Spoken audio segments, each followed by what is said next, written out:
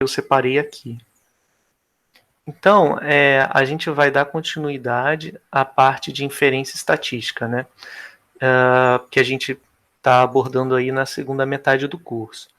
Então, bom, eu não vou passar pelos tópicos, eu vou simplesmente conduzir a aula, acho que é mais fácil fazer assim. Então, a gente vai falar um pouco mais de detalhes sobre o procedimento que a gente chama de inferência estatística, né? Essa palavra inferência, ela significa o quê? Significa, basicamente, usar uma amostra para tirar conclusões sobre uma população inteira, tá? Então, por exemplo, sei lá, você pode pensar em pesquisa de opinião para as eleições, por exemplo, que estão por aí agora, né? Então, o que você faz? Você coleta uma amostra, aí você calcula uma estimativa, né, de um parâmetro populacional baseado naquela amostra. Por exemplo, existe uma proporção teórica de pessoas que vão votar no candidato X quando chegar a eleição. Essa é uma proporção teórica. Se você investigar a população inteira no dia, né, da votação, você vai saber qual foi o percentual de pessoas que votou de fato naquela pessoa, né, naquele candidato X. Então, o que você faz? Coleta uma amostra, olha, por exemplo, a média, né, olha o número de pessoas entrevistadas que disseram que vão votar naquela pessoa e calcula-se a proporção sobre toda a amostra. Então, é sempre essa a ideia, é você, através do processo de amostragem, você colhe uma amostra, e aí você usa essa amostra para produzir um valor numérico para fazer inferência sobre a população, tá? Então, aí aqui tem um pouco mais de texto, mas é basicamente isso, falando sobre coisas que vocês certamente já sabem, né? Não é em toda situação que a gente pode fazer censo, por exemplo, que censo significa olhar a população inteira. Às vezes é muito custoso, às vezes toma muito tempo, às vezes é simplesmente impossível, né? Então, para isso, a gente usa amostras. E o que vai guiar a gente nesse processo de estimação, porque não é só estimar, assim, a média eu estimo que a proporção de votos do candidato X seja de, sei lá, 32%. Não é só isso, não é só você pegar a amostra, calcular a média na amostra e dizer, essa é a média que eu estimo para a população. Em geral, você tem medidas de incerteza associadas. E a construção dessas medidas, o embasamento para isso, vem da teoria das probabilidades, que foi que a gente desenvolveu até a primeira metade do curso, tá? E a gente vai ver com mais calma isso no decorrer aí dessa segunda metade. Deixa eu ver o que tem aqui de interessante. Isso aqui é notação, eu acho que é interessante falar. Então, a notação que a gente vai usar é essa, né? É o fx dado θ, em que θ são os parâmetros numa família de distribuições. Então, por exemplo, eu posso ter uma Bernoulli, e aí se eu tiver uma Bernoulli, o parâmetro é θ igual a P, que é a proporção a probabilidade de sucesso, ou posso ter uma normal. Por exemplo, se eu tiver no contexto das eleições, né?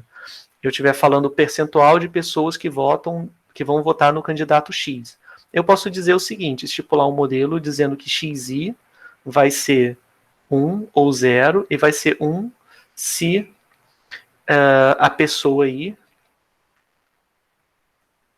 vota no candidato X.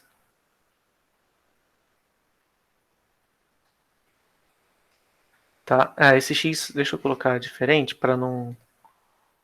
Vou botar assim no candidato... não, mas esse X vai bater aqui. Eu vou chamar de candidato A, tá? Enfim. E 0 caso contrário. 0 caso contrário. Então, eu tenho uma variável aleatória dessa para cada pessoa na população. Tem uma para mim, tem uma para cada um de vocês, tem uma para os nossos pais, para os nossos amigos. Para cada um deles vai ter vai ter vai ter um X específico, né, que vai ser 0 ou 1.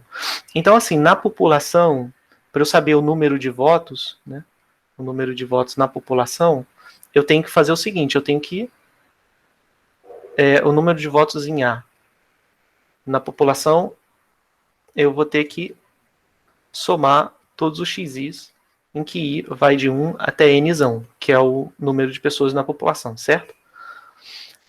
Lembra que a gente falou aqui nas aulas passadas que a gente vai sempre supor a população infinita, tá?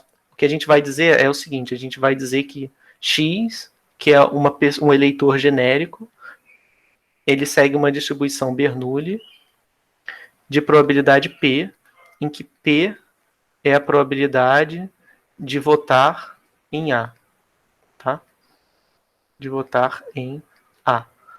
Então, de forma mais precisa, o que acontece é que a gente vai supor que todos os xis, onde I é natural, são I e D Bernoulli P, tá? O que significa dizer o seguinte, a gente está interpretando como se a nossa decisão de votar num candidato fosse uma maquininha que gerasse, tipo, votaria, que para mim eu vou rodar uma realização dessa máquina e ela vai cuspir, votarei no candidato A ou não votarei no candidato A, tá? E a proporção de vezes que essa máquina retorna votar em A, a proporção é igual a P, e eu quero descobrir qual é essa proporção, tá? Então, para fazer isso, quando eu tenho uma amostra x1 até xn, né? Se eu tenho x1 até xn uma amostra de x, amostra de x por quê? Porque cada x1 até xn tem a mesma distribuição de x. Aí a gente escreve assim, x1 até xn, amostra de x. Então, para estimar, eu estimo por x barra, certo? Então, eu posso usar x barra, estima P. O que eu vou fazer? Eu vou coletar minha amostra, vai ter um monte de 0, um monte de 1. Quando eu calcular a média nessa amostra, eu vou ter a proporção de pessoas que de fato votaram no candidato A, tá?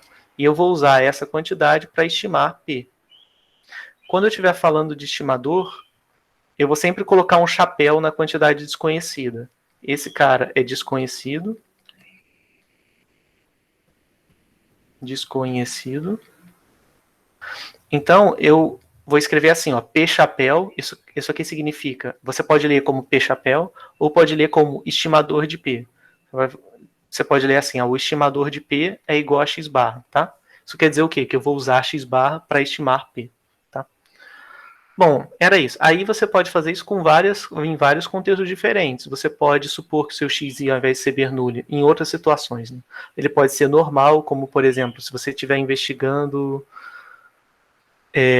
não sei, a largura de uma determinada peça que vai ser enviada para, sei lá, para fazer para ser colocada numa máquina em uma indústria qualquer. Então você tem uma linha de produção que produz as peças, e aí se você for medir peça a peça, às vezes tem um errinho aí, tem uma diferença nas larguras.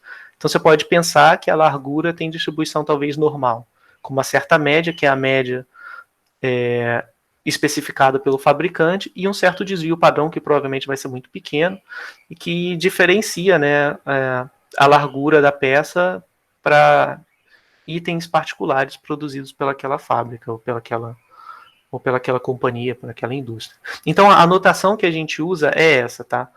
É o fx dado θ para θ no espaço. Então, no caso, de novo, né, no caso dos votos, o que eu vou ter?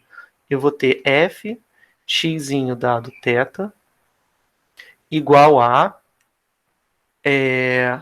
θ x 1 menos θ 1 menos x, tá? Por quê? Porque implicitamente eu estou supondo que x dado θ tem distribuição Bernoulli θ, tá? E aqui, só para fixar, né, o θ é igual a P, é o P da Bernoulli, tá bom?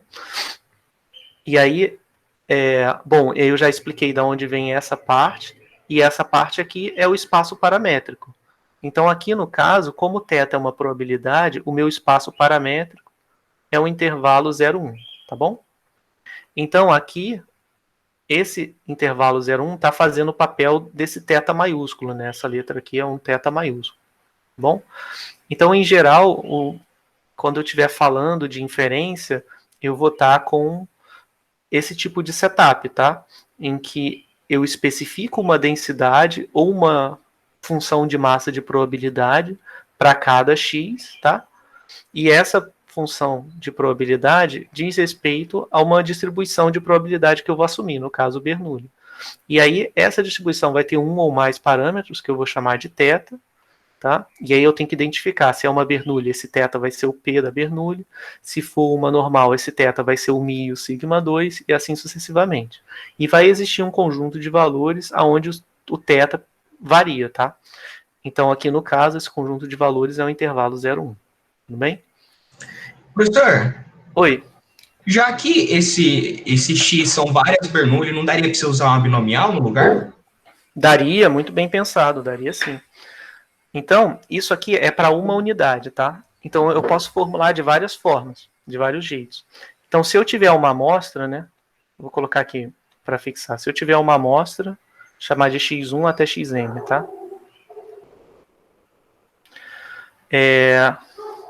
Aí eu posso especificar essa f de x, ela vai passar a ser a f de x1 até xn. Se eu supuser independência, aí eu vou ter o seguinte, olha, eu vou ter produtório i indo de 1 até n, porque eu estou supondo que é tudo independente, né? De f de x i dado θ, concorda? Porque aqui eu tenho uma conjunta, se eu estou supondo independente, ela fatora. Esse dado θ é só para a gente ter a noção de que isso aqui vai depender de θ, tá? Mas não é condicionamento no sentido formal da coisa, porque isso não é um evento, o que está do lado direito, né? O que está do lado direito é só um parâmetro. Mas tudo bem. Aí o que você vai ter vai ser o produtório, θxi, 1 menos θ, 1 menos xi, o i varia de 1 até n.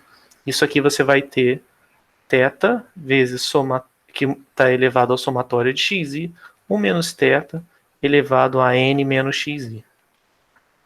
Tá? Se você for pensar, você pode pensar também em x, você pode pensar também em x tendo distribuição binomial, np, mas aí o x vai mudar de interpretação, é a única coisa que você tem que tomar cuidado. Você dizer, o x aqui representa o número de pessoas que votaram em A na amostra, tá? Aí já é mais agregado, tudo bem? Mas vai dar na mesma. Que votaram em A na amostra, tá?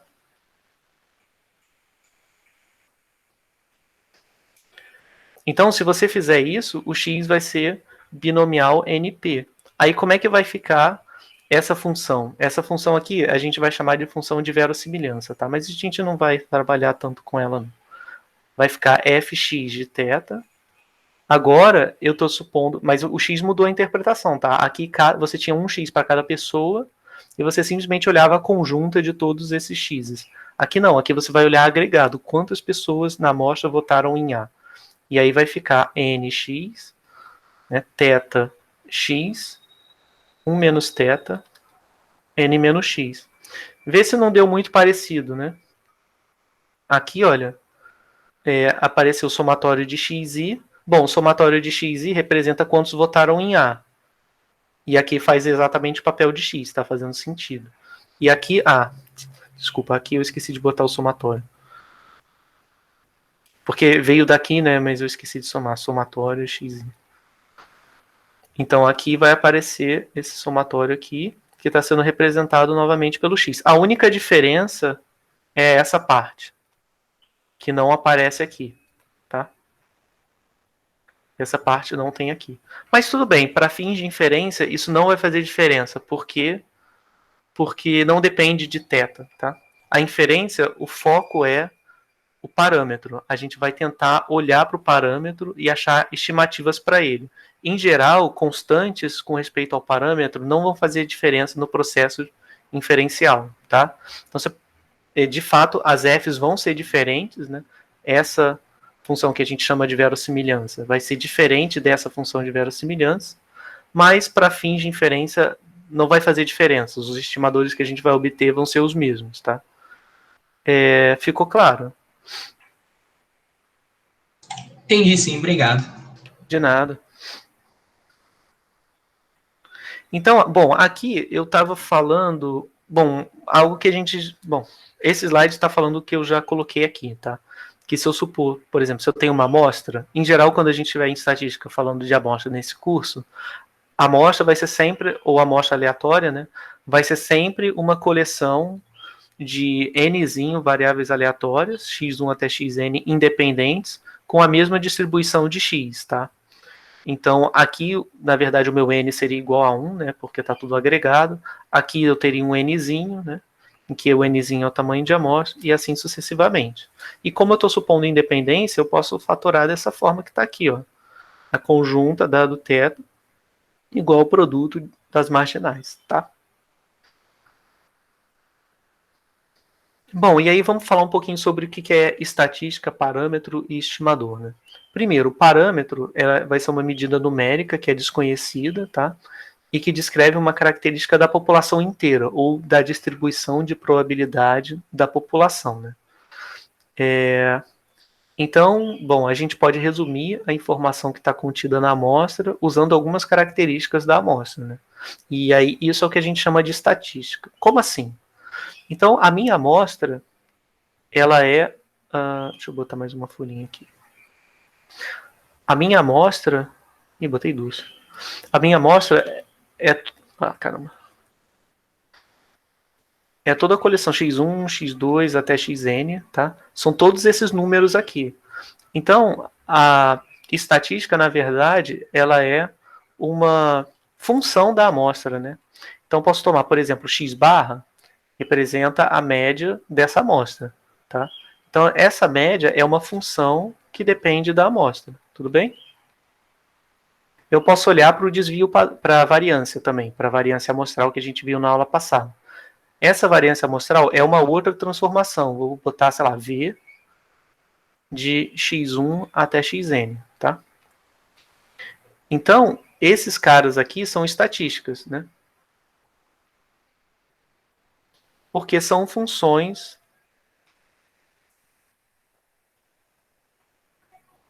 Caramba, o português aqui tá difícil. Estatísticas. Tá? Porque são funções da amostra. E elas têm que ser funções apenas da amostra, tá? Então, funções da amostra. Ups, amostra. Funções da amostra.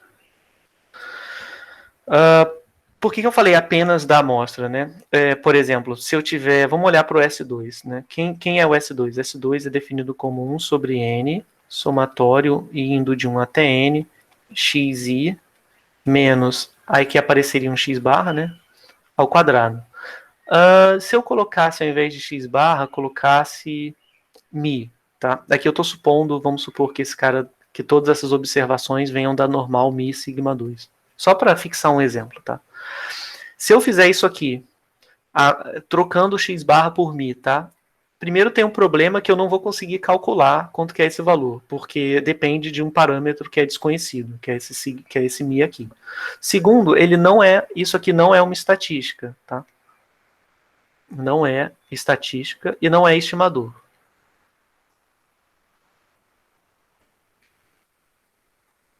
Por quê? Porque depende de um parâmetro mi, que é desconhecido. Então, uma estatística, ela tem que depender somente da amostra, porque você tem que poder calcular ela, né? Se ela depender de um parâmetro, ferrou-se. Você não consegue calcular a sua estatística e não consegue fazer a inferência, tá? Bom, e existe um outro conceito que é o de estimador, que é muito parecido com o conceito de estatística. A única diferença é que quando você fala estimador, você está pressupondo que aquela quantidade estima alguma coisa com respeito à população. Então, por exemplo, a noção de estimador é uma noção, podemos dizer, relativa, tá? Por exemplo, a gente diz que x barra é um estimador de mi, tá? É um estimador de mi. Por quê? Porque eu vou usar x barra para estimar mi. Eu poderia dizer S quadrado é um estimador de mi. Podia, mas isso não faz sentido, porque esse cara ele foi pensado em estimar a variância, tá? Então, o usual seria dizer S2 é estimador de sigma 2, tá? Então, essa é a diferença. Tanto a estatística quanto os estimadores vão ser funções só da amostra. Então não vai poder ser função do parâmetro. Isso é muito importante porque acontece muito, sei lá, chegar na prova e a pessoa acha um estimador que é a função do parâmetro. Acontece muito, até assim, tipo, com os alunos da estatística mesmo, por alguma distração, né, as pessoas acabam falando isso, tipo, pega um estimador, aí pega, sei lá, mi, ou então pega um estimador, é uma coisa que é a função da amostra e função de mi também. Então tá errado, não pode, tá? Então, estimador é uma função só da amostra. E aí a gente vai ver ao longo da aula, né, algumas características desses estimadores. A gente até viu na aula passada, por exemplo. Então, aqui alguns exemplos, né? Você tem o x-barra, que é a média da amostra, você pode usar para estimar a média de uma população. Você tem os S2, que é a variância da amostra, você pode usar para estimar a variância da população. E você tem outras coisas também. Qualquer função que dependa só dos dados é uma estatística, tá? E se você conseguir um análogo populacional para ela, né, ela também vai ser estimador daquele análogo. Por exemplo, o x parêntese 1. Esse é o menor valor da amostra, tá? Você pode, dependendo da distribuição que você está estimando, você pode usar como estimador para o mínimo daquela população, para a menor observação que existe na população. E também o máximo, né, que é o xn. Se você tem n observações, esse cara daqui é a maior delas. Pode usar para estimar quem é o máximo da sua distribuição, né? E, enfim, tem outros exemplos. Professor, Oi. se na minha amostra eu tenho um conjunto de dados, esses valores desconhecidos a gente não acaba descobrindo, ele já... que a gente tem ali os dados, é só usar o conceito lá da esperança e que você acha a média, não é? Bem pensado.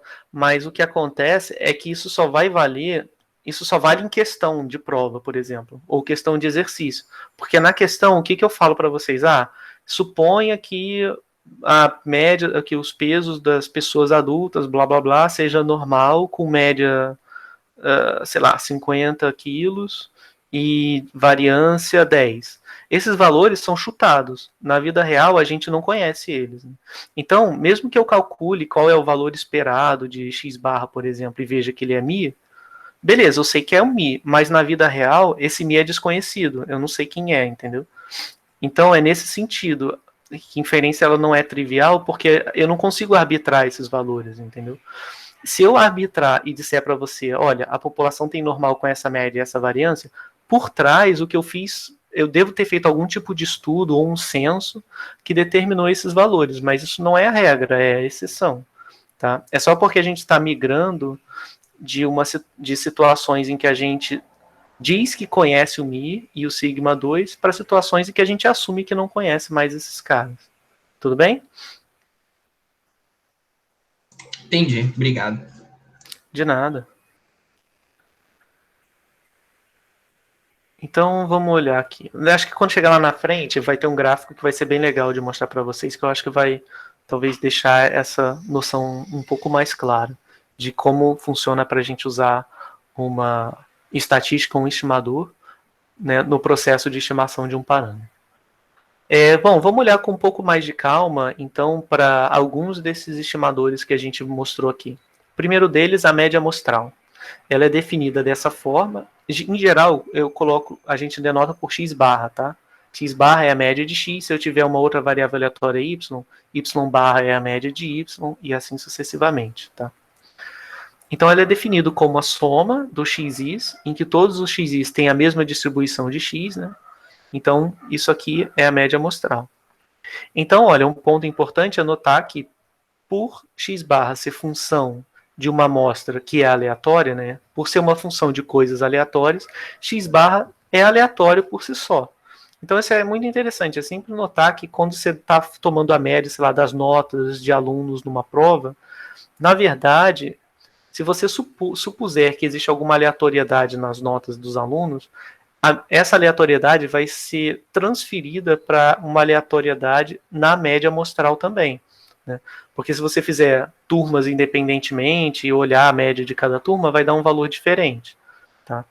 Então, enfim, você pode pensar que a média é aleatória porque depende de observações que são supostas aleatórias. Então, vamos ver um caso.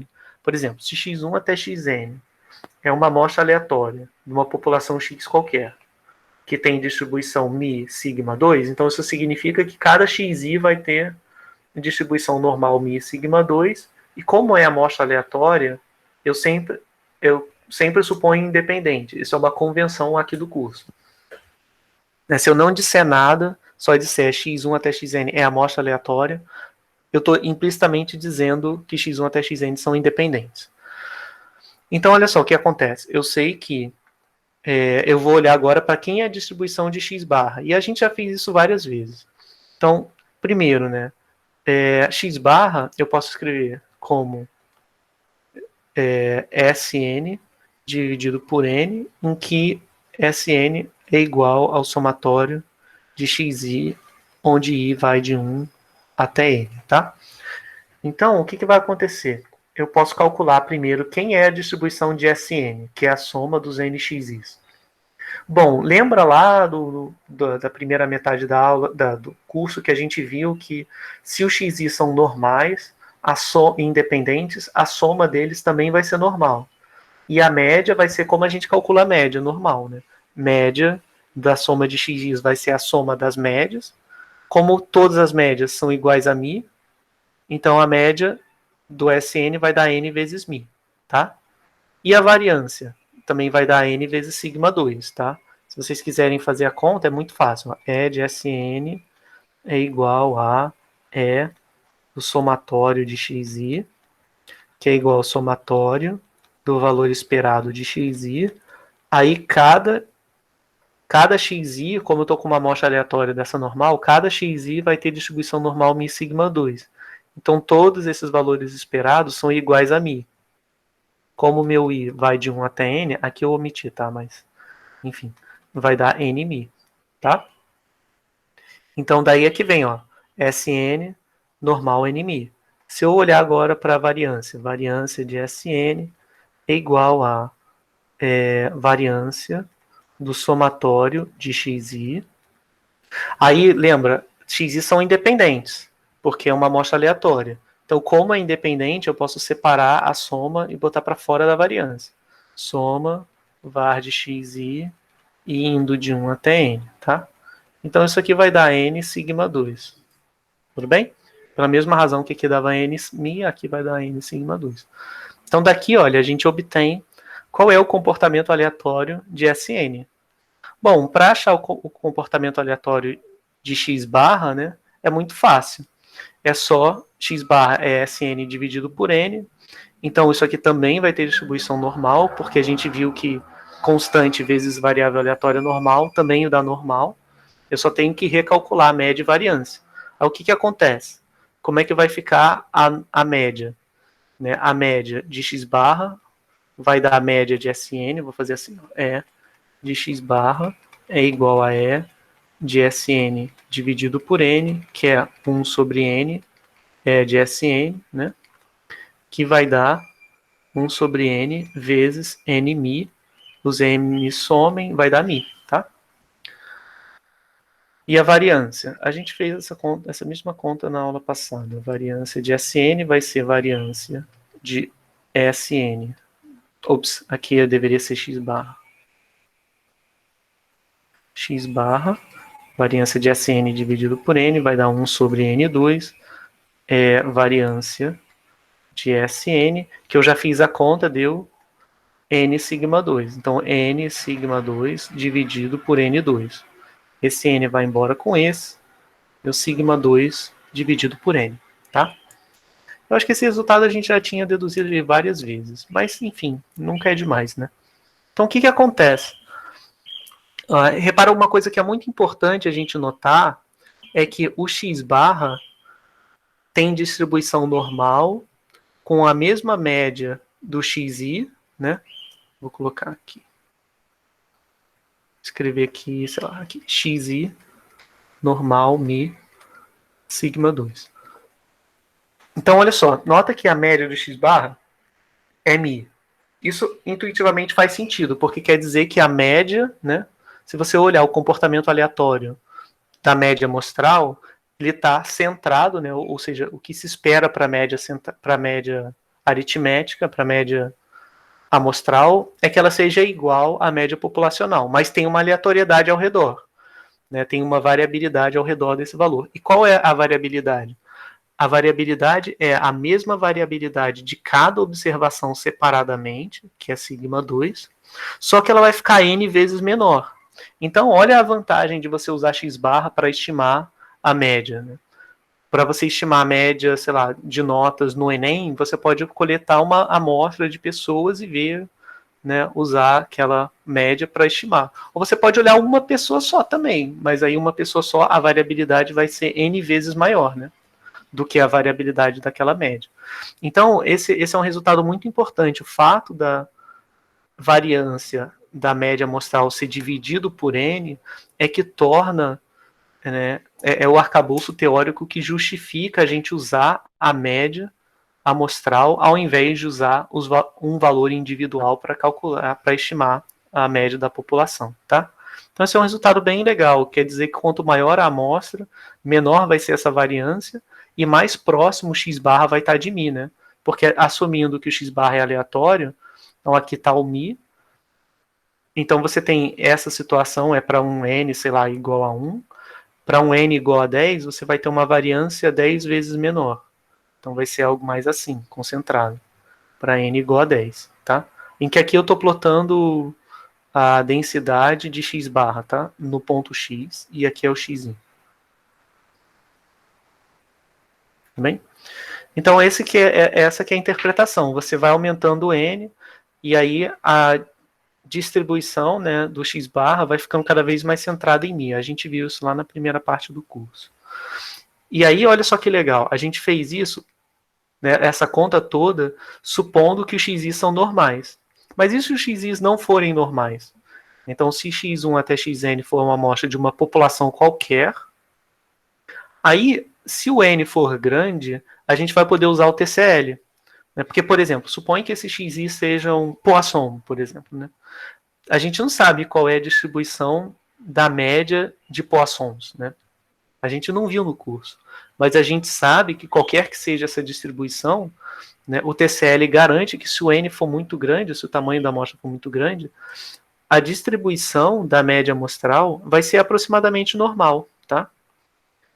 Então, isso é bem interessante, porque é um resultado bastante robusto. Só o que o TCL fornece. Só o que você precisa é que o n seja grande o bastante. Se o n for grande o bastante, os xis vão ter distribuição aproximadamente normal. E a gente viu isso, acho que foi na última aula antes da P1. Né? A gente viu vários exemplos em que o xis era um binomial, o outro que o x era, acho que o x era exponencial, e a gente viu convergindo, né, o x barra convergindo para uma normal.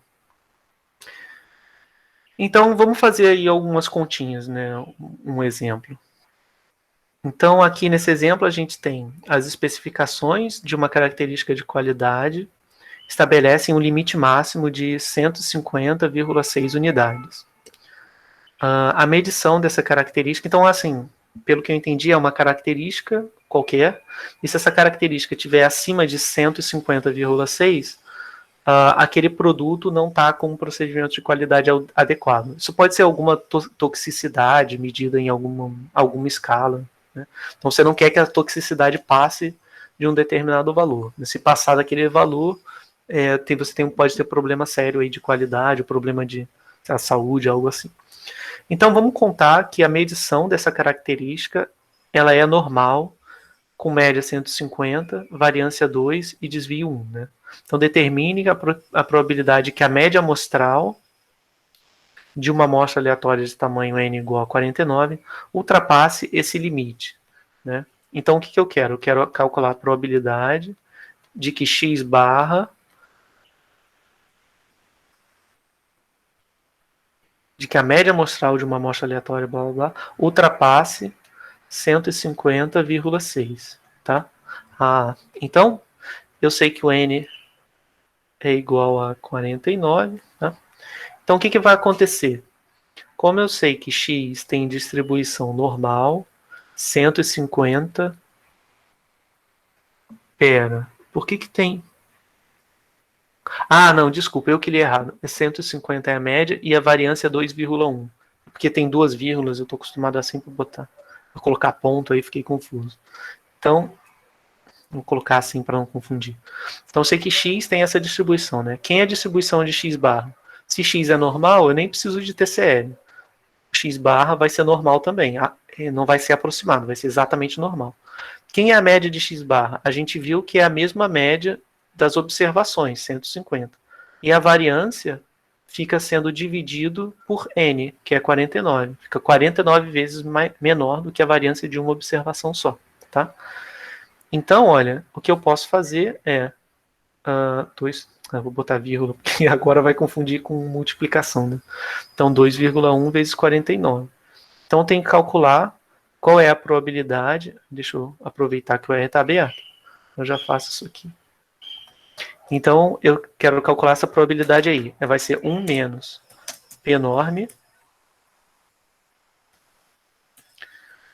Eu quero no ponto 150,6, né? Aí é que eu tenho que botar sempre ponto para separação de decimal. A média vai ser igual a 150. O desvio padrão, porque aqui ele padroniza por desvio padrão, tá? Não por variância. Tem SD, né, Standard Deviation, igual a SQRT de 2,1 dividido por 49, tá? Então deu 0,00187,6, blá blá blá, tá? Aqui deu um pouco diferente, mas deve ter dado porque ele fez a aproximação e olhou na tabela, tá? Então a tabela não deixa ser tão preciso na hora que eu tiver que fazer essas contas. Se tiver tipo 3, 4 casas decimais, não vai dar certo, tá? Então deve ter sido por isso. Qualquer coisa, façam como exercício usando a tabela para ver se vai dar isso mesmo. Eu acho que vai dar. Eu sei que aproximando aqui, como deu 0,8 e aqui é 13, né? Não foi para casa mais próxima, mas eu acho que deve ser algum arredondamento que aparece aqui. Não sei. Vai dar certinho? Não, vai dar certinho. Vai dar φ de 3, 1 menos P enorme de 3. Deixa eu fazer a conta então aqui. 1 menos P enorme de 3. Ah, deu diferente. Deixa eu ver se eu coloquei errado. Então são 149, 150,6. Ah, desculpa. É que eu esqueci do ponto 6 aqui, ó. Ponto 6. Agora sim, agora deve dar certo. Vamos lá, refazer a conta. Não, mas eu coloquei aqui. Não, peraí. Eu tô fazendo besteira. Aqui é 150 mesmo. 150. 150. X barra tem distribuição. Isso dividido por N. Então vai ser raiz quadrada.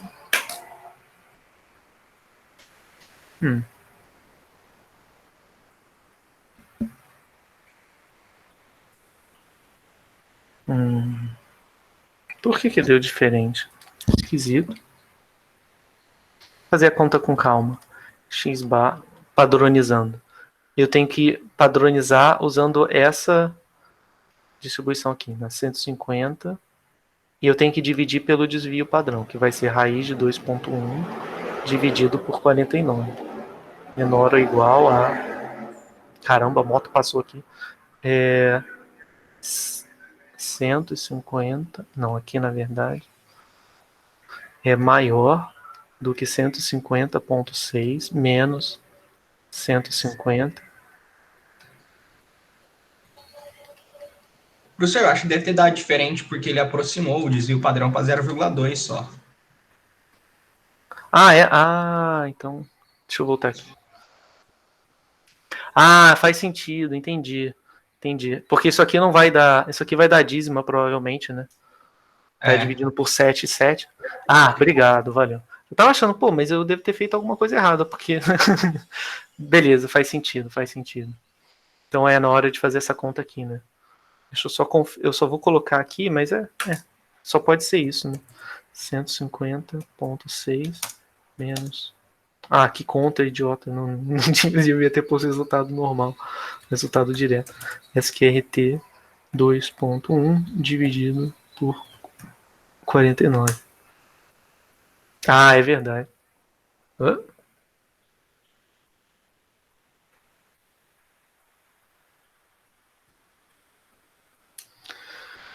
Hum.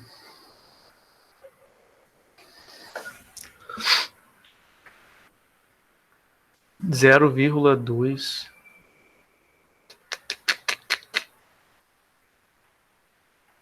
Ah, é porque ele está dizendo que 2,1 dividido por 49 é 0,4. Ah, tá. Acho que. Peraí. Porque é isso aqui que eu tenho que olhar. Ah, tá. Faz sentido. Porque ele parou no 0,2, né? E aqui foi 0,2, 0,7, 0,1, blá blá blá. Então, ó, foi daqui. Ele está assumindo que essa razão é 0,04 e aí quando faz a conta dá 0,2. Dá 0,2 a raiz quadrada. Porque isso aqui ao quadrado vai dar aproximadamente 0,04. Beleza, muito obrigado. Então, foi isso. Então estávamos certos.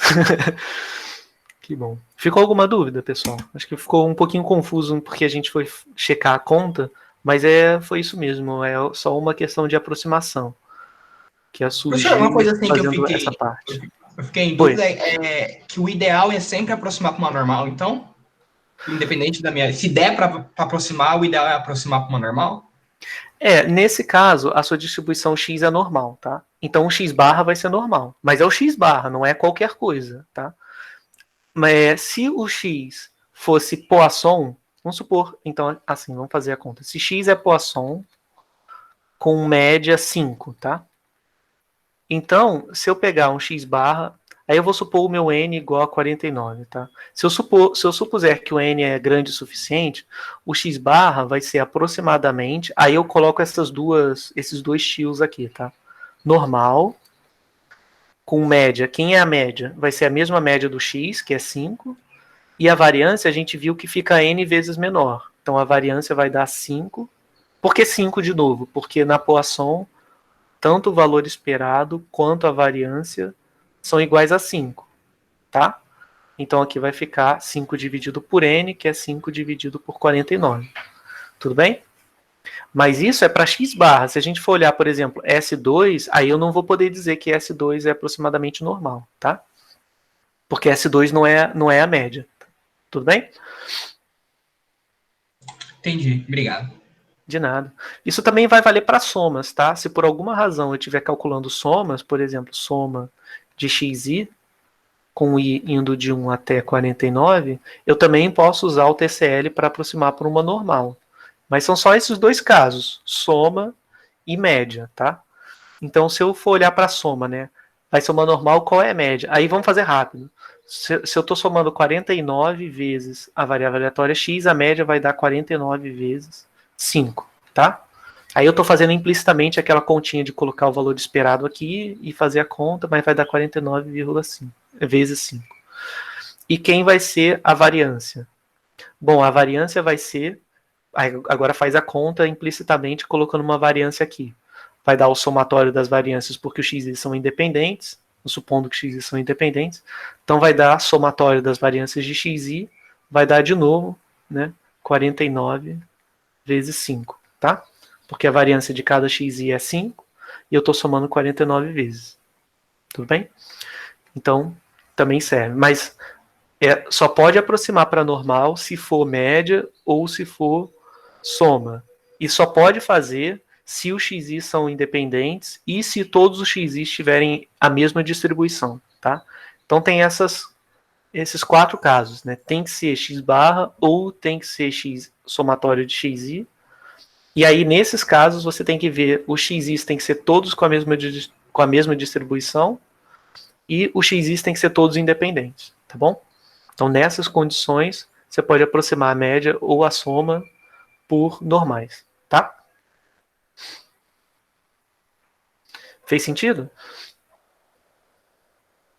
Fez sim, obrigado. De nada. Bom, então vamos lá. Vamos olhar para um caso específico agora. A gente fez com a Poisson aqui, né, para ilustrar. Mas e se a gente fizesse com a Bernoulli? O que ia acontecer? Bom, com a Bernoulli, se eu tiver x1 até xn Bernoullis P, né, então estou supondo uma amostra aleatória x1 até xn de x, tá? Ou seja, que tem a mesma distribuição de x, ou seja, que tem distribuição Bernoulli P. Então, um estimador de P, que é a proporção de sucessos na população ou a probabilidade de sucesso, tá? Um estimador para essa probabilidade é a proporção amostral, que eu posso definir como essas variáveis são 0 ou 1, eu posso definir a proporção como sendo a média do xis, concorda? Que eu vou olhar lá, quando eu for calcular essa somatória aqui, ele vai dar o número de sucessos, né, o número de vezes que o x dá 1, dividido por n. Então, isso aqui é a proporção de sucessos na amostra. Tá? E olha só que interessante. Essa proporção, como ela é uma média, eu também vou poder aproximar por uma normal. Tá? Então, vamos ver como é que fica a aproximação da normal nesse caso. Então, vamos supor, agora eu tenho x com distribuição Bernoulli P. Tá? Agora vamos tomar um n grande. Eu vou dizer só assim, n é grande. Tá? Não importa qual o valor, só ele é grande o suficiente para usar o TCL. Então, aí eu vou tomar, aqui eu vou colocar do lado esquerdo, xi, onde i é natural, amostra aleatória de x. Só para fixar, né? Amostra aleatória de x.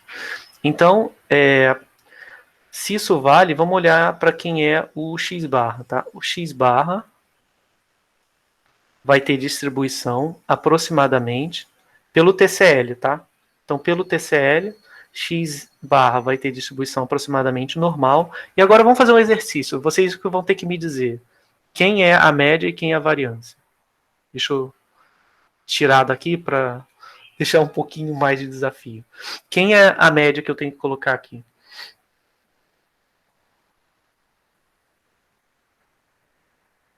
Eu vou deixar para vocês responderem. É fácil.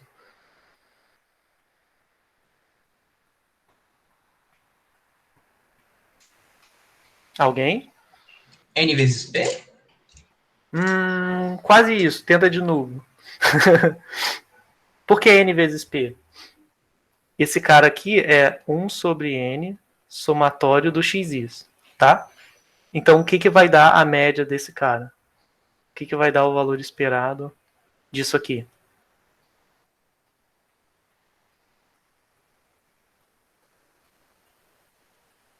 Pode fazer com calma.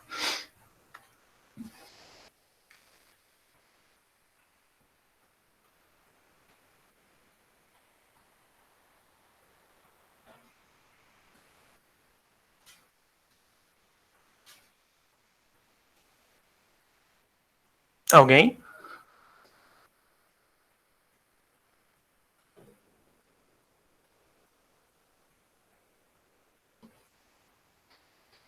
Ó, lembrando que o meu xi tem distribuição Bernoulli P. Aí, ó, vou facilitar.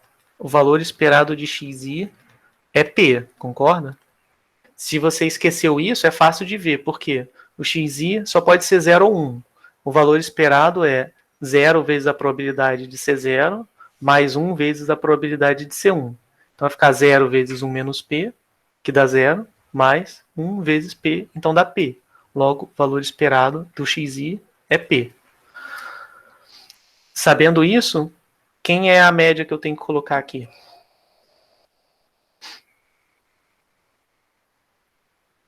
Pode falar, gente, não precisa ficar com vergonha, não. Eu tô com o chat aqui, se vocês quiserem colocar no chat também pode botar.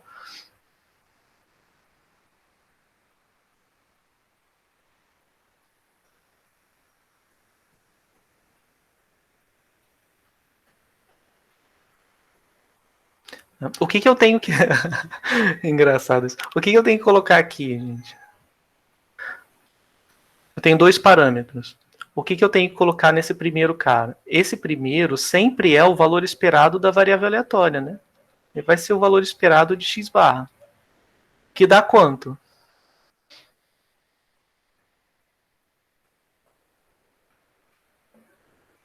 É uma tecla no teclado, gente. Eu vou dar dicas aqui, ó. Professor, o pessoal tá falando no chat. Ah, agora eu vi. P, tá certo. Valeu. Desculpa aí, eu falei que podia escrever no chat, mas fiquei olhando para a tela do meu computador e não olhei para a área do chat. Então é isso, né, gente? P, tá bom? Desculpa aí pelo tempo, mas eu acho que é importante, ao invés de dizer de cara, só para, né, ter certeza de que vocês estão entendendo. Tá? O que acontece? É sempre assim, ó, a média do x barra, se você fizer a conta, é sempre essa conta que eu estou implicitamente fazendo e supondo que é rápido de fazer. É o E do x barra, que vai ser... Porque o que entra aqui na normal é a sua média, né? E quem é a média de x barra? É isso aqui, que vai dar 1 sobre n, somatório E de xi. Tá? E indo de 1 até n, então isso aqui vai dar 1 sobre n, isso vai dar n vezes a média de x, que é p, ou seja, vai dar p, tá?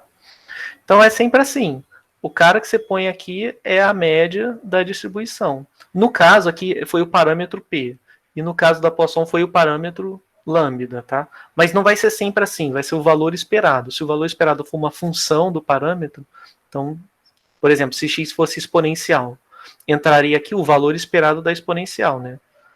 Vou colocar aqui rapidamente. Se x tem distribuição exponencial lambda, então o x barra teria distribuição aproximadamente normal. Aqui entra a média de x. Quem é a média de x? É a média dessa exponencial, que é 1 sobre lambda, não é lambda.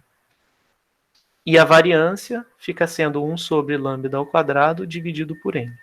Então vamos olhar a variância desse cara aqui. A variância já é um pouquinho mais difícil. Tá? Então quem vai entrar aqui? Vai entrar a variância de x barra. Tá? A variância de x barra vai ser variância 1 sobre n somatório de xi, que vai ser 1 sobre n2 soma da variância de xi. Né? Essa soma sempre é de 1 até indo de 1 até n. E aqui, como todos os xis têm a mesma distribuição, que é igual à distribuição de x, isso aqui vai dar 1 sobre n2 vezes n vezes a variância de x. Esse n vai embora com esse quadrado aqui, vai dar var de x dividido por n. Né? Ah, então é fácil, é só pegar a variância da variável aleatória x. Eu não sei se vocês lembram, mas a variância da Bernoulli P é P vezes 1 menos P. Tá? E aí, olha, como essa conta que eu já fiz várias vezes, eu estou de novo mostrando que a variância do x barra vai ser n vezes menor do que a variância de x. Então aqui vai entrar dividido por n. Tudo bem? Ficou alguma dúvida nesse procedimento? Ele é bem padrão, tá? O que você vai ter que fazer? Você vai ter do lado esquerdo, você vai ter uma amostra que vem de uma distribuição de probabilidade. Quando você olhar para x barra, a distribuição, quando n for grande, vai ser aproximadamente normal, e a média vai ser a mesma média de x, e a variância vai ser a mesma variância de x, só que dividido por n. Tá? Então, olha, é isso que a gente viu aqui em cima. É isso que está anotado aqui. Tá? Aqui ele colocou P barra, ao invés de botar P chapéu, tá? Eu colocaria P chapéu. Mas tudo bem, tanto faz. É proporção amostral, tá? Aqui ele só fez padronizado. Então o que ele disse? Se eu padronizar essa variável aleatória, ela vai ter distribuição normal 0,1, tá? Então como é que eu padronizo a variável? Eu subtraio da média e divido pelo seu desvio padrão. Não é o desvio padrão de x, mas é o desvio padrão da variável aleatória que eu estou considerando, que é o P chapéu, ou P bar. Tá? E aí eu já fiz aqui direto com vocês, olha. eu já fiz isso aqui de uma vez direto. Então, esse P barra ficou sendo aproximadamente normal, P e variância P1 menos P sobre N, tá bom? Esse P barra é o X barra? É porque o X barra, quando X é 0,1, quando X é 0,1, ele está definindo como P barra, tá? Mas isso aqui é só se X e Bernoulli, tudo bem? Tá? Ficou alguma dúvida, pessoal? Eu acho que ele fez assim só para evidenciar, né, que ele está calculando uma proporção. Então, e calculando uma proporção como se fosse uma média, tá? E por isso eu acho que ele colocou o P barra em cima. Eu gosto de botar P chapéu, porque, enfim, o chapéu indica, eu estou estimando o P, tá? Mas tudo bem. Vou botar P barra ou P chapéu. Então vamos ver se tem algum exemplo. Ah, tem. Então, uma empresa fabrica diodos usados em placa de... Ah, deve ser diodos? Ah, deve ser alguma coisa de química. Não sei o que é isso. Mas fabrica essas coisas aí usadas em placa de circuito impresso. Digamos que tenha sido coletada uma amostra aleatória da linha de produção com N igual a 50 diodos e que exatamente o número Y dele esteja fora das especificações. Tá? Então você tem 50 diodos e o número Y dele está fora das especificações. Tá? Então a cada elemento da amostra corresponde uma variável aleatória xi Bernoulli. Tá? Por quê? Porque você está contando, né, quantos deles saíram fora das especificações. Então eu sei que e aí cabe a mim definir o que vai ser o 0, o que vai ser o 1 da Bernoulli. Então eu digo xi igual a 1 se o diodo está fora das especificações e 0 caso contrário. Então aqui o xi está identificando se a variável, né, se aquele diodo está fora das especificações. Então, olha, o número de diodos na amostra que estão fora das especificações vai ser só somar esse xi, concorda? E aqui o meu N igual a 50, então vou colocar já 50 aqui. Porque, enfim, para eu contar quantos estão fora das especificações, basta eu contar quantas vezes deu 1, né? A variável aleatória é x. Então é só somar todo mundo. Só somar o x. Aí beleza. Aí tem y, segue binomial 50p. Aí você... Bom, a gente já viu, né, quem é a distribuição do x barra, no caso, x Bernoulli. Então, o meu x barra ele é definido como y dividido por 50, concorda? Porque y é somatório. Então, aqui o p barra vai ser o y dividido por 50. E pelas contas que a gente fez, isso tem distribuição normal de parâmetro p, né? E a variância vai ser p vezes 1 menos p dividido por 50. Porque aqui o meu n é igual a 50, tá? Então, o comentário final é que se a gente conhece o valor de p, a gente pode calcular probabilidades envolvendo p barra de modo aproximado usando a distribuição normal. Tá? Mas na vida real a gente nunca conhece quem é o valor de p. A gente quer estimar. Mas essa observação ela vai ser muito importante lá na frente, quando a gente estiver falando de teste de hipótese, em que a gente vai testar se é razoável supor que o p é igual a um determinado valor, ou se não é razoável supor que p é igual a um determinado valor. Tá? E a gente também vai ver isso quando estiver falando de intervalo de confiança. Então, guardem essa informação aqui que a gente vai usar lá na frente. Bom, eu já fiz essa conta com vocês na aula passada, eu não vou fazer de novo, mas eu vou só comentar usando os slides. A gente tinha a variância amostral. Até agora a gente só falou de média amostral, tá? Então vamos falar sobre variância amostral. Então, quem é a variância amostral? A gente viu na aula passada que ela é definida desse jeito. Somatório indo de 1 até n de xi menos x barra ao quadrado dividido por n menos 1. A gente viu que isso é quase igual à média dos desvios de cada observação para a média amostral. tá? Só que ele é quase porque não é dividido por n, né?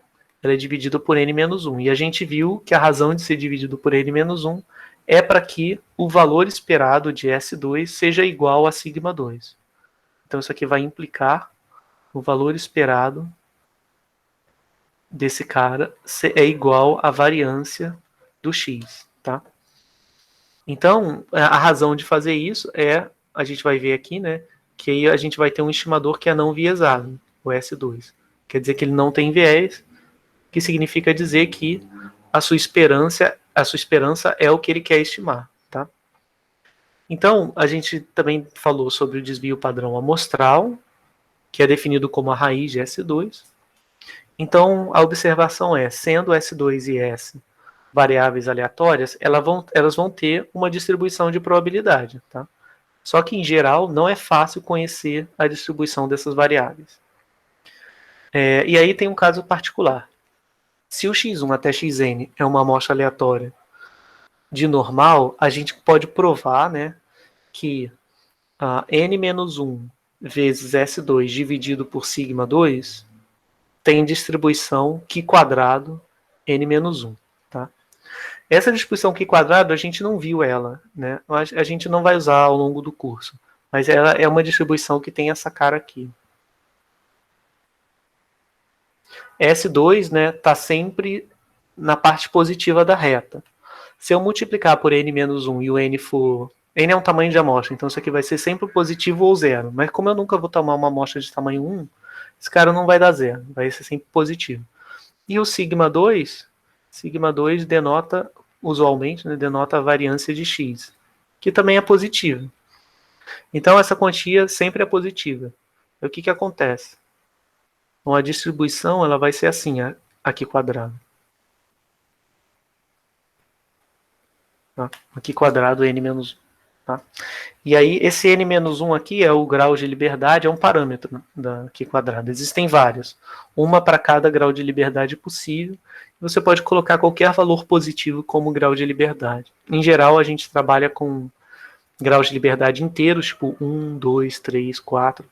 É esse númerozinho que está aqui embaixo. Enfim, isso aqui é só para dizer que nem sempre a distribuição dos estimadores vai ser uma distribuição conhecida, né? Às vezes vai. Esse caso, ela vai ser uma distribuição conhecida, mas não é uma distribuição usual, não é uma distribuição que a gente está acostumado a trabalhar aqui no curso. Não tem nada de especial nessa distribuição Q quadrado. Tudo nela é tabelado, tipo igual a normal, então, assim, não é uma coisa de outro mundo. Mas é só um exemplo para mostrar que os estimadores, eles não são todos que têm distribuição normal, né? Lembra lá que eu falei, só se a distribuição só vai ser normal se for combinação linear de normais, né? Como o S2 não é combinação linear de normais, né, porque vai ter coisas ao quadrado aqui dentro, então não vai ser normal, tá? Mas enfim, esse não é o ponto principal. Tem um exemplo que eu queria mostrar para vocês. Esse exemplo é bem legal. É um exemplo do R. Então, o objetivo é observar que a distribuição da média amostral de uma variável aleatória se aproxima da normal para tamanhos de amostra grande. A gente fez isso, né, mais lá atrás, quando falou de teorema central do limite. Mas é legal reforçar e fazer aqui de novo, com esse outro exemplo. Então aqui, olha o que acontece. A gente tem 2.000 amostras de tamanho 1.000 cada uma. Então a gente vai pegar a amostra 1, vai ser o x1, 1, até x1 1000, tá? Isso aqui me dá um certo x barra 1. Aí eu vou replicar isso várias vezes. Vou fazer isso 2.000 vezes, tá? E aí eu vou ter uma outra amostra, x2000, 1, até x2000, 1000. Isso aqui vai me dar outro, e aqui eu botei o 0 a mais. Isso aqui vai me dar um outro x barra, na verdade vai me dar um x barra indexado 2000. Tá? Então, fazendo isso, eu consigo uma amostra do x barras. Concorda? que eu vou ter 2.000 x-barras fazendo esse procedimento. E aí, quando eu tenho esses 2.000, lembra lá que a gente viu histograma, né, numa das aulas passadas? Eu acho que foi na penúltima aula. Aí a gente vai fazer um histograma de todos esses x-barras, para ver se os x-barras parecem vir de uma normal mesmo ou não, né? Então, o que acontece? Eu vou simular cada valor como sendo geométrico. Então, estou somando xi, estou dizendo que, vou chamar de x. X vem da geométrica, tá? De parâmetro meio. Então, a geométrica representa a quantidade de vezes que você faz o experimento, independentemente, até obter um sucesso, tá? Então, se eu tiver cada x vindo da geométrica, isso significa o quê? Que os meus xi, j, que são esses caras aqui, vão ser todos geométrica de parâmetro meio, tá? Aí o que acontece? Eu vou estar olhando para quem é a distribuição de x-barra. Tá? Aqui no caso, cada um desses x-barras, todos vão ter a mesma distribuição. Então vou colocar, por exemplo, x-barra 2. Tá? Qualquer x-barra que eu quiser. Vai ter uma distribuição aproximadamente normal pelo TCL. Tá? Por que normal? Porque é uma média, né? E é uma média tomada sob 1.000 valores. Então, quem vai ser o valor esperado do x-barra 2? Vai ser, aqui vai entrar o valor esperado de x, né? Porque, enfim, a gente viu já várias vezes que quando eu for aproximar por uma normal a média, o valor esperado vai ser o valor esperado da variável original. No caso da geométrica, né, a gente tem que a média é igual a 1 sobre o parâmetro da geométrica, então a média dá 2. Tá? Se eu esqueci que a média é 2, eu tenho que decorar? Não. Basta você saber o que a geométrica significa. Significa número de tentativas até obter o primeiro sucesso, em que o sucesso é esse valor aqui. O sucesso acontece com probabilidade meio. Então, se eu tenho probabilidade de 50% de ter um sucesso, quantas vezes eu esperaria jogar uma moeda para obter sucesso a primeira vez? 2 vezes, né? Então, porque, enfim, a probabilidade de sucesso é meio, então eu espero que a cada 2 vezes eu obtenha um sucesso. Então, o valor esperado é meio. Tá? A variância vai ser 1 sobre lambda. Né? Então, vai dar 2 também. Só que eu tenho que dividir pelo tamanho de amostra. Tá bom?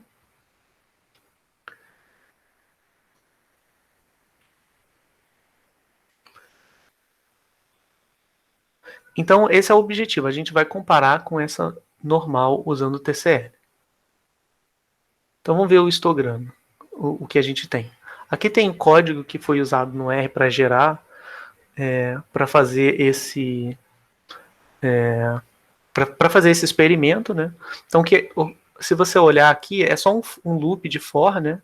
Em que você está correndo para cada amostra, indo de 0 para cada amostra indo de 0 a 2.000, né? Você está pegando e gerando N amostrinhas que vão vir da geométrica. Então, esse código só está gerando um monte de geométrica aqui no meio. E aí a gente calcula as médias de cada uma. Então, olha o que acontece. Se aqui eu estou coletando todos os x's, tá? Todos os x e j. Né? Todos esses x e j que eu gerei aqui ao longo do caminho. Então, olha como é que o histograma não tem nada a ver com uma normal. Né? Esses são os dados brutos, tá? Os dados que eu gerei. Agora, quando a gente olha para o x-barra, né? Para a distribuição de x-barra, deu bastante aproximado para uma normal, certo? Tá bem próximo de ser uma normal. E faz sentido, né? Porque, bom, o TCL é baseado na teoria, então a gente só está vendo que aqui, diferente de FISESP, a teoria está batendo bem com a prática. Não, na verdade, FISESP bate bem com a prática, né? Porque tem muito erro de medição associado. E aí o experimento está justamente refletindo isso. Né?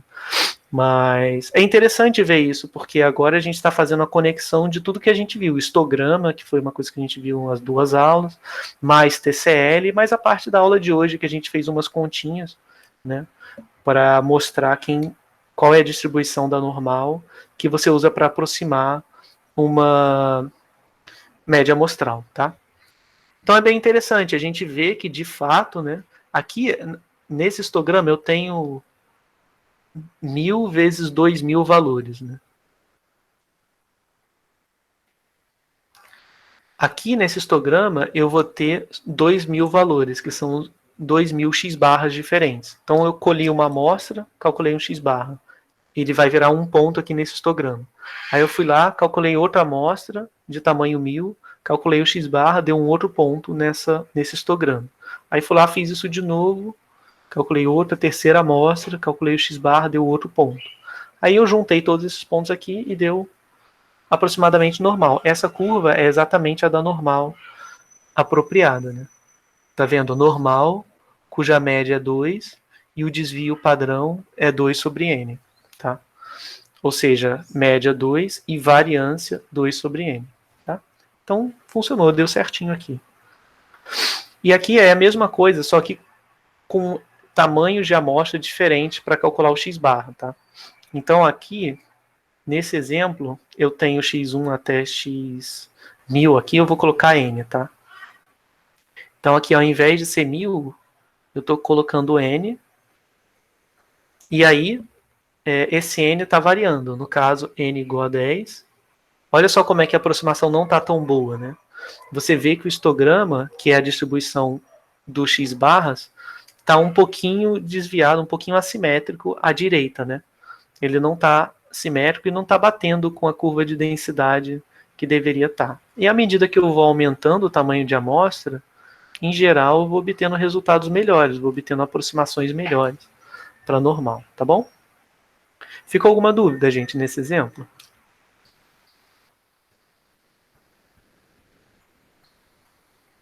Não? Deixa eu ver no chat. Também não tem dúvida. Legal, ele é bem parecido com o que a gente já fez antes, né, na verdade. Mas eu acho que é legal reforçar, porque talvez a gente já tenha visto isso há tanto tempo, né? Tenha ficado adormecido por aí. Bom, então vamos falar um pouco sobre a qualidade dos estimadores, né? A gente, só para fechar aqui, né, para fechar a aula, o que pode ser um dilema, né, para a gente na questão de inferência estatística? E a gente já abordou isso indiretamente em alguns casos, né?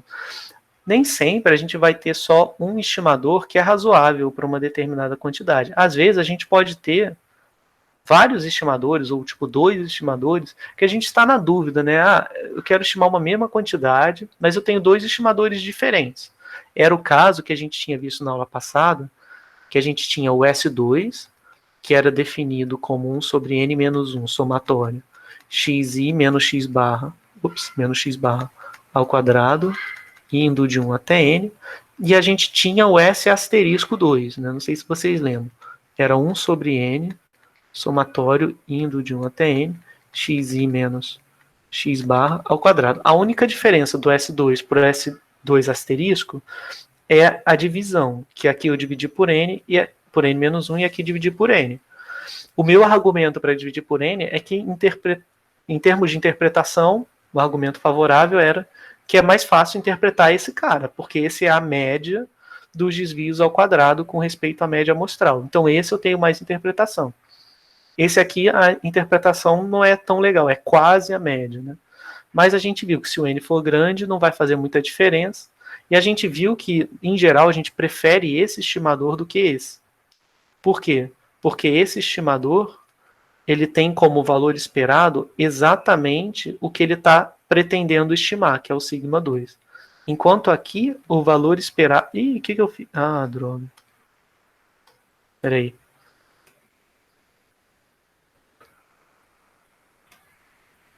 Putz, eu não acredito. Como é que eu fechei isso?